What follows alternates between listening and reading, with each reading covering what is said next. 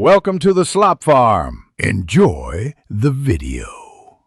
You start now. Disconnect the negative battery terminal to avoid electrical issues and accidental airbag deployment. Once done, remove the cup holder insert and the shift boot. Use a plastic trim tool to pry at the seams so you don't scratch the trim. Next, locate and remove the visible 10 mm bolts at the console front.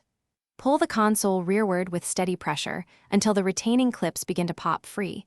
You want to feel even resistance, not sudden breaks. Once the front is loose, lift the console just enough to access electrical connectors underneath and unplug them. This includes power outlets and seat heater plugs. Then remove the hidden screws found under the storage bin. Tilt the console up to reveal rear bolts and fasteners. Make sure you support the console weight with one hand as you loosen mounts so it doesn't drop. If your model has HVAC ducts or harness straps attached, disconnect those carefully so nothing rips or kinks. You're at the finish.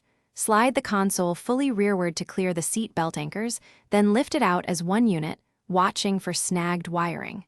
Once removed, inspect the clip slots and bolt holes and replace any broken clips before reinstalling. This prevents rattles. Reattach wiring and torque bolts to factory specifications to avoid over-tightening.